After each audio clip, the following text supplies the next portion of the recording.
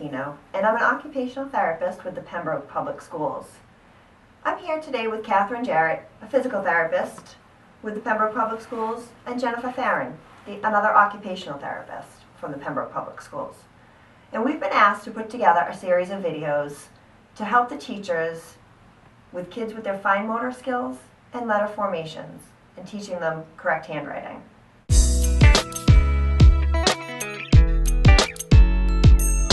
Today, for our third and final video in our series, we're going to talk about handwriting and how to teach kids the proper way to make letters in both printing and cursive.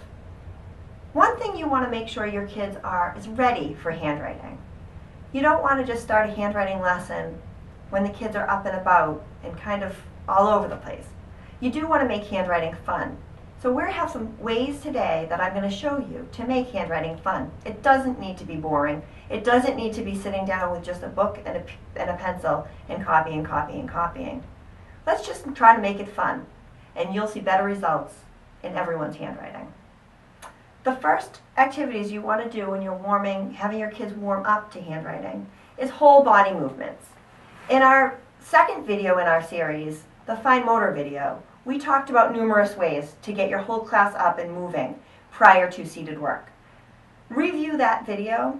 There's a lot of good hints in there. But some of the things you can just have them get up and stretch or do animal walks around the room and any of those other things we talked about in that first video.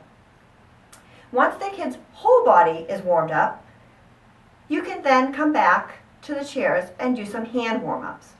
Again, as we talked about in video number 2, these do not have to last long. They can be 2 minutes of your time prior to handwriting or prior to any desktop activity, and you'll see much better results.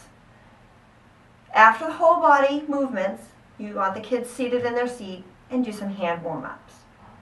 Again, we talked about this in video 2, but some of our favorites that we like to do with our kids is spiders. Have them put their hands together, and they're pushing on the tips of their fingers, and they're just going together and back out. They're making spiders, we call them, with our fingers. Okay, you can do that 10 times. And then have the kids interlock their fingers and squeeze as hard as they can. They're getting a lot of feedback from their muscles when they're doing this, which will help their fingers feel what they should be feeling when they're handwriting. Another thing you can have the kids do, again mentioned in video number 2, is having Play-Doh in their desk. That right before a writing assignment, they can actually pull their Play-Doh out and just roll it around and play with it for a few minutes. Maybe make some of the letters you're going to work on that day. So if it's a C, they're making a C out of Play-Doh. That's one thing you can do. Another is using wiki sticks. Wiki sticks are actually now they're called bendaroos. They've changed names in the last 10 years. But they're just small wax sticks. Kids love these and love manipulating them and making pictures out of them. So you can let them just play with them. That's going to warm their hand up. But they can also use them to build the letters that you're going to work on that day too, just like the Play-Doh. So if, again, we're working on a C, they're just making a C out of the wiki sticks.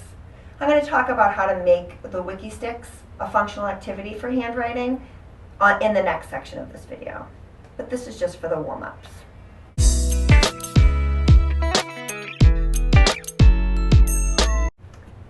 So now that your class is warmed up and they have their whole body movement done and their hand warm-up, it's time to check everybody's posture. When you're teaching handwriting, you want to make sure that the kids are sitting appropriately in their chair and that their feet are planted firmly on the ground and that their desk and height are at the appropriate height. Desk and chair are at the appropriate height.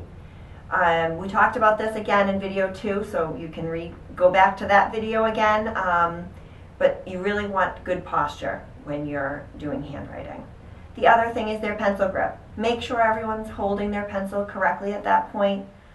Some kids, as we talked about, will have an awkward grasp. And if you've tried to change it and it hasn't changed, it's okay to leave it. But just make sure they have the most functional grasp that they can when they're doing handwriting.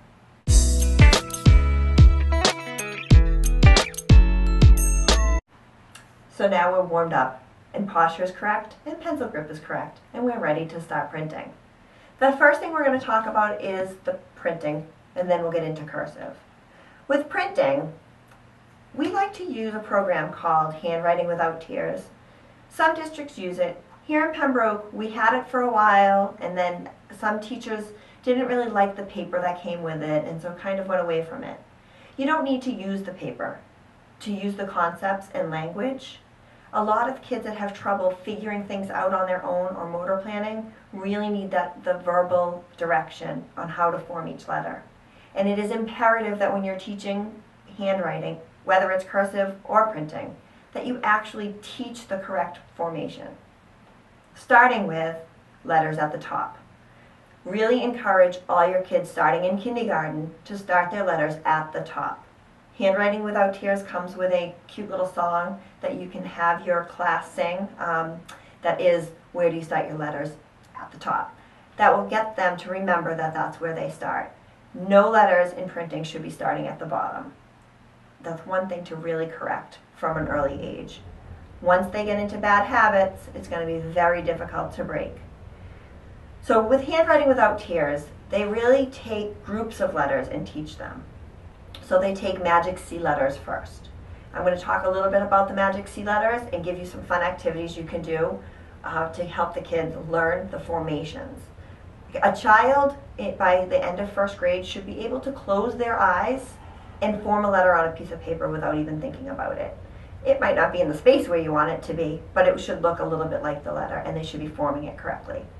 So to test your class, after you've taught each set of letters, I would have a little fun with them. Let them close their eyes and let them see if they can make the letters on their own with their eyes closed. It's a really good way of checking to see if they're really making them correctly. So talking about the magic C letters. The magic C letters are all the letters that start with a C. C is an obvious one. Then we have O. It's a magic C, and then it closes. Then we have A. It's a magic C, and in Handwriting Without Tears, they say helicopter up, just like a helicopter goes straight up into the air, and then we slide pole down. So you stay right on that pole. A lot of kids will make their A's with a pole that doesn't attach. We don't want them to get into that bad habit because then it might look like an O later on. So C-A, C-O-A, and D is similar to the A. Magic C, helicopter up, slide pole down, and bump the line. And then we have G. Magic C, helicopter up, slide pole down, and a hook. And then a Q is the same as the G. It just hooks the other way. Okay? Those are the 1, 2, 3, 4, 6 major magic C letters. Sometimes we group the S in these letters, but you just have to remember to tell the kids that it's a small magic C and then turn the corner. That really helps them start the S the correct way. So now that we have these magic C letters, how do we teach them? First, you instruct them on the board, making sure you're using the correct language and the correct formations when you're doing them on the board. Kids have a habit of copying things that adults do. So if you're making it incorrectly, there's good chances they're going to make it incorrectly. So with magic C letters, again, we talked about the wiki sticks or bendaroos a few minutes ago. You can always use these to make these letters. What the kids would do, a C is a really easy one. But for an O, they really have to figure out that it's a magic C first, and they take another one to close it up. And they've made an O. If they're going to make an A, they make their magic C, they helicopter up to touch, and then back down. Okay, so that's one way the kids can enjoy learning how the formations of letters. Another thing you can do, which I don't have here, but is you can get a box top to any of the printing paper boxes and put some salt or sand or that kind of texture inside the box, and the kids just trace letters in the boxes. Again, when they're doing these activities, you really want to show them the correct way of forming the letters. Don't let them form them the wrong way when they're practicing, because chances are that they will form it incorrectly on the piece of paper when they start to write it. So those are some warm-ups. Another thing you can do, I have a magic C. I have a box full of clothespins, and each has a letter on it. So what I would do if I was just working on Magic C letters is pull out a Magic C, so here's a C, and the kids would look at it, clip it onto something, and then have to go to a board or the paper and write it 5 times. So one thing, there's these strips, these magnetic strips are great for whiteboards. And what you can use these for, these lines are pretty big. They do make them smaller, so you can choose which one you want for your own classroom. But for now, we're going to make a Magic C on the board, staying in the letters and in the lines, starting at the dotted line and touching the bottom line. So you're going to have them make 5. And then they go on to the next letter. The one I happen to have is an O. So now they have to clip it on. They're working on their fine motor skill, but now they have to make O's. Okay. Again, you can do this for any of the sets of letters we'll talk about. So that's one thing you can do. Another you can do is using the same clips. They clip it on, and then they have to use the wiki sticks on a vertical surface. That's going to work their shoulder muscles and their fingers, and then they have to figure out how to get it to fit in the lines the right way. So there's my Magic C on the board. Again, you can do that with all the letters we've talked about. Line orientation, you don't really worry about in kindergarten. You can show them where the letters sit on the lines, but I wouldn't stress too much about it until the middle of 1st grade is when they really should start getting down where the letters go in the lines. Formation is so much more important than where they go in the lines when they're first learning to write. So that's some activities you can do with your Magic C letters. Another thing you can start doing, so we talked about the Magic C's. The next set of letters that Handwriting Without Tears talks about are the diving letters. And these are the letters, and in the Handwriting Without Tears books you actually see a diver on a diving board, and then the lines. And basically, when you're diving, they're starting again at the top, and they're just diving straight down. When I teach these letters, L is a dive straight down and stop. H would be a dive straight down. These are my tall divers, by the way. I dive straight down. I swim back up halfway, so I'm swimming back to the top of the water, swimming over, and then diving back down. Again with a K. Diving down. This time I'm jumping out of the water, and then I'm going back in and swimming away. My B, dive down. I swim back up, I swim over, and dive back down to the bottom of the pool and touch the bottom. So you can use it any way you want. There is specific language in the Handwriting Without Tears books. I just like to elaborate a little bit and get the kids excited about learning to write the letters. So those are the tall letters. Oh, the T. I almost forgot it. Poor little T. Again, all diving letters. I go through those as the tall divers first. Then I start my short divers, which are when there's a line at the bottom. Erase this one. Again, I've added this into my own little teaching strategy, but my diver for my tall divers started at the diving board. I tell the kids this is the top of the pool where the water, where the line is, where the dotted line is, and that for short divers, we're not diving from the diving board. This time we're going to dive from the side of the pool. So it starts at the water or the dotted line. And these are the ones you dive straight down and dot. For an I, dive straight down, swim back up, and swim over. When they're swimming back up on all these letters, again, make sure they're on the same line they dove in on. That's really important, again, because they could be making their R's like this, and then it's looking like a V. And we don't want any of those. So it's I, R's, any of those other short divers, N, M, any of those letters. Again, you can work on these letters with any of the activities that we just explained to you. What I like to do in the classrooms is set up groups. So one group is actually doing clothespins. One group is doing whiteboards. One group might be working on the big whiteboard with taller strokes. So they're getting a kind of mix of how they're learning. And it's fun, and they really enjoy it. Another fun activity they really like is the rainbow writing. And I'm going to do it with 2 of my short diver letters. So on a piece of paper with the lightest color, usually it's yellow, but I just have orange, I'm going to make an N and then an M. an N and an M. So you tell the kids to pick out, and these are smelly markers, which are very motivating for kids. I don't know if any of you have seen kids with smelly markers, but they love them and they end up with dots all over their nose. So you just want to make sure they don't touch their nose when they're smelling the markers, but they're very motivating. So have them pick out 3 different colors, and they're just doing each letter 3 times. So they do the letter with the pink, and then they do the letter with the blue, and then they do the letter with tracing the same letter 3 times with all 3 different colors.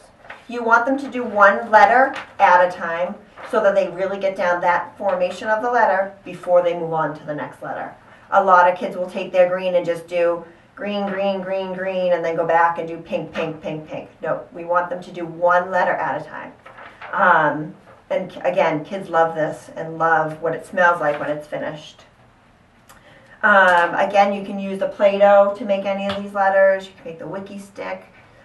Any of that thing. Again, I can't stress enough how important it is to teach them the correct formation and making sure when they're doing anything, they're making the letters with the correct formation.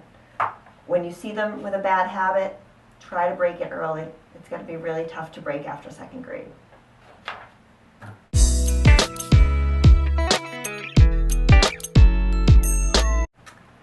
So now that we've instructed printing, which is usually in kindergarten, 1st and 2nd grade, we're going to move on to cursive. Typically, cursive is taught in about the 3rd grade. Some districts have actually started going away from teaching cursive writing because they call it a dying art form. Although it may be that most people are not going to use cursive in their adult life, it really can make a difference in a child's life if they're struggling with printing. Kids that have a lot of reversals, especially B and D reversals, and they're still in 3rd grade and reversing, that's when you want to think about cursive. Cursive is, and actually when kids have problems with spacing between words, cursive can really help and be a really good remedy for that too. With cursive writing, a B and a D are formed completely differently. There's really no confusion.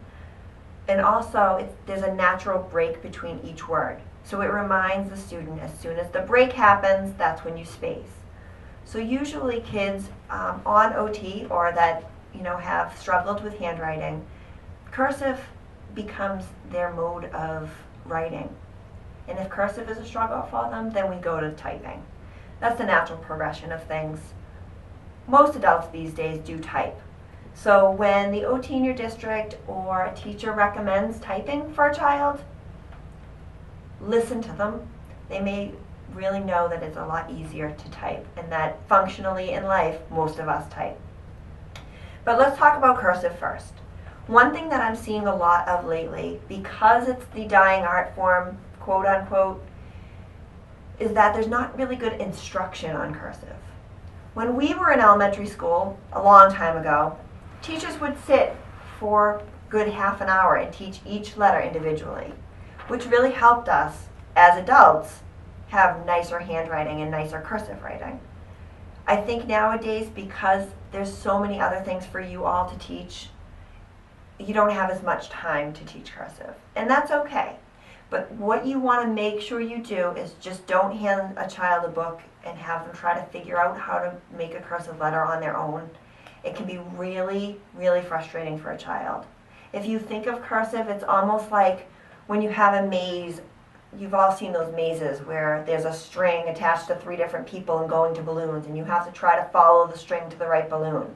It gets confusing, and that's what cursive writing can do to a child if they're not taught appropriately how to form each letter. Because there are a lot of loops and backstrokes, and you don't go the same way as you do in printing. You start at the bottom, you don't start at the top. So we've taught them for 3 years that all letters start at the top, and now we're totally switching it for cursive, and everything's starting at the bottom. So again, best practice if you're going to teach cursive is just to spend 5 minutes explaining each letter to a child. You will see a huge difference in their work if you just spend a little extra time showing them how to make each letter. So when we're learning cursive, again, you can go with cursive programs that actually teach letters in groups. For instance, those magic C letters I talked about in the printing section of this video, you can use those same letters teaching that whole group of cursive letters. The only difference with cursive on that is that instead of just making a C, you're starting at the bottom and you're going up like a clock and coming back around and then connecting it to another letter. So review on your own the instructions that your specific book that you're using in your classroom, what the instructions that they give you. Review it to yourself first and then teach your class. They don't need to learn 5 or 6 letters at once. Really just learn 2 or 3 per day. 10 minutes of your day. And you'll see much greater improvement in their cursive writing. Also, when you're teaching cursive, it doesn't need to be boring. As I said with the printing lessons, pull out some of these fun things. Pull out these clothespins that have the letters on them. Now they have a printing C and try to turn it into a cursive C. So I'm seeing a regular printing C. How do I make that? Oh, right. I start at the bottom on a cursive C. So that they're using different media, not just a book and a piece of paper and a pencil. You can use the Play-Doh to make cursive letters. You can use the Wiki Sticks to make cursive letters. Again, always start off with a whole body movement exercise and a quick little hand warm-up, and you're going to see much greater improvement in learning how to do cursive. I don't want to see kids that are getting frustrated with learning cursive because they were handed a book and they don't know how to make the letters. It can be it's almost like learning Chinese for us. It would be very frustrating if someone didn't show us and explain it to us. So just remember that when you're teaching cursive to your kids. Now, if you go through the whole cursive book and you still see Johnny struggling and he just can't figure it out, and printing is a mess, and what happens a lot of times, especially in 3rd grade and on, is that work becomes much more difficult in those grades. With all our MCAS expectations, there's a lot kids need to put down on paper. And not only can they get tired from that, but they can also have mental fatigue because they're trying to process all those sentences in their head, and some kids just can't shut down part of their brain to let the other brain work. And we see it a lot with kids with ADHD and things like that, is that they just can't shut their brain off. So they're just trying to focus on what thoughts they want to put down on paper, and they're not worrying about how they're writing. That's going to come secondary to them. So this is a good time to start teaching them typing. Typing is an okay way of getting especially longer written assignments done. I know I never write out anything longer than a paragraph myself. I use the computer all the time, and I'm sure most of you do too. Just remember that, and remember how much easier it is to use a computer, and we have access to so much more technology these days with iPads and things like that that can be very functional for kids from 4th grade on. We have a few typing programs in the district. Typing Pal Jr. is on all of our computers, but you can also go online to another website called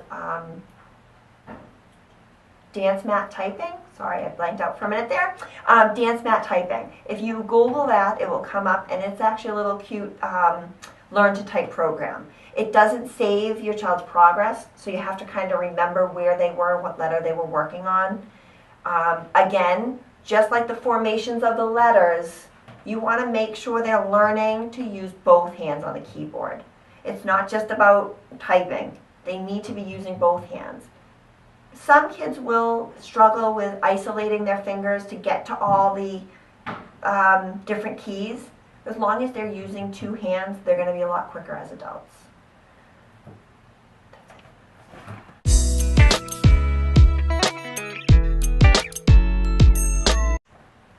And that concludes our series of videos.